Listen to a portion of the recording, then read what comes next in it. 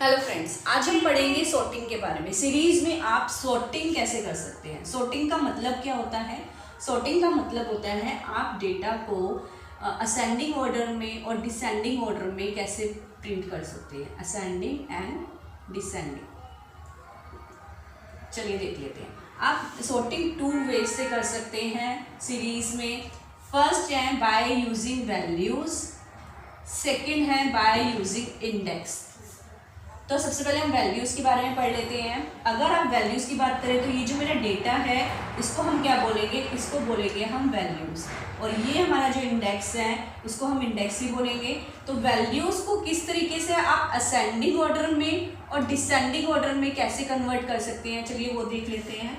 ये सीरीज़ है जो जिसका नाम है S1। तो आप क्या लिखेंगे? सबसे पहले S1 डॉट सॉर्ट आप लिखेंगे स्मॉल लेटर्स में, अंडरस्कोर का साइन आप लगाएंगे।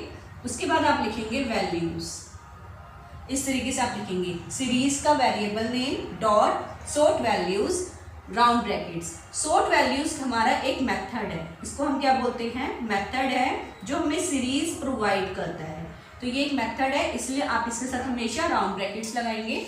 यहाँ पे मैंने लिखा राउंड ब्रैकेट्स, आप ब्लैंक भी छोड़ सकते हैं। तो फर्स्ट वे ये है, अगर आप इसके अंदर कुछ नहीं देंगे तो ये बाय डिफॉल्ट किसमें डेटा प्रिंट करेगा? ये बाय डिफॉल्ट असेंडिंग ऑर्डर में डेटा को प्रिंट करेगा। तो हमारे पास जो आउटपुट आएगा इस केस में क्या आउटपुट आएगा, चलिए देख लेते हैं एक बार। असेंडिंग ऑर्डर में, तो असेंडिंग ऑर्डर और वैल्यूज हम कर रहे हैं, यहाँ पे मैंने लिखा है वैल्यूज। तो ये असेंडिंग ऑर्डर में किस तरीके से डेटा देगा? सबसे पहले आपका जो प्रिंट होगा वो ए होगा। तो यहाँ पे क्या आ जाएगा? अंजलि, नेक्स्ट दीपक, फिर स्नेह और फिर विशाल। अब यहाँ पे जो देखने वाली चीज है वो ये है, यहाँ पे अंजलि लिखा है। तो अंजलि का जो इंडेक्स नंबर है वो 1 है। तो आप यहाँ पे क्या लिखेंगे? 1 लिखेंगे। 0 1 2 नहीं आएगा। जिस नेम के आगे जो इंडेक्स नंबर है आप वही लिखेंगे। तो अंजलि के आगे 1 है इंडेक्स नंबर, आप यहाँ पे 1 लिखेंगे। दीपक के आगे क्या है? 3 है, तो आप यहाँ 3 लिखेंगे। स्नेह के आगे 2 है, विशाल के आगे 0 है। तो इस तरीके से ये आपका जो डेटा बनेगा वैल्यूज को सॉर्टिंग करने के बाद इस तरीके से आपका आउटपुट आएगा। अब हम बात कर लेते हैं डिसेंडिंग ऑर्डर में। वैल्यूज को डिसेंडिंग ऑर्डर में आप किस तरीके से प्रिंट कर सकते हैं, चलिए देख लेते हैं एक बार। आप यहाँ पे क्या करेंगे? यहाँ पर आप असेंडिंग लिखेंगे। डिसेंडिंग के लिए असेंडिंग लिखना ज़रूरी है। इसका यूज़ करने के बाद ही आप डिसेंडिंग ऑर्डर में डेटा को प्रिंट करवा सकते हैं। आप क्या लिखेंगे? असेंडिंग इक्वल टू, और यहाँ पे लिख देंगे फॉल्स। ठीक है, तो ये फॉल्स का जो एफ है वो कैपिटल है, और असेंडिंग पूरा लिखना है आपको, और वो भी स्मॉल लेटर्स में। एफ लिखेंगे कैपिटल में और बाकी सारा स्मॉल लेटर्स में। तो ये जो आपको डेटा देगा वो किस फॉर्म में देगा? डिसेंडिंग ऑर्डर में डेटा को देगा।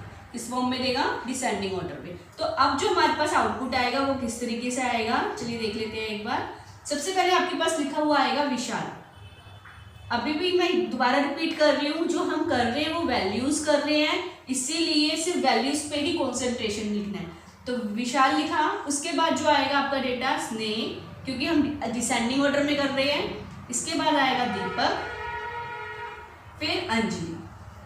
और वही सेम चीज आपको यहाँ पे करनी है, जो जिसके इंडेक्स नंबर पे है वही आपको लिखना है। दीपक के आगे 3 है, अंजलि के आगे 1 है। तो ये आपका डिसेंडिंग ऑर्डर में डेटा आ जाएगा। अब यहाँ पर एक चीज और आप कर सकते हैं, यहाँ फॉल्स के जगह अगर आप ट्रू लिखते हैं तो ट्रू में वही सेम डेटा आएगा असेंडिंग ऑर्डर में जो बाय डिफॉल्ट आ रहा था।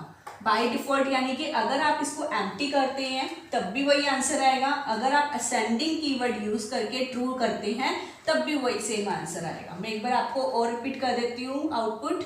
इस केस में आपके पास जो भी डेटा आएगा वो सबसे पहले क्या आएगा? असेंडिंग ऑर्डर में, तो अंजलि, फिर दीपक, फिर स्नेह, देन विशाल। और जो इसके इंडेक्स नंबर होंगे वो आपको प्रिंट होंगे 1 3, स्नेह का है 2 और विशाल का है 0।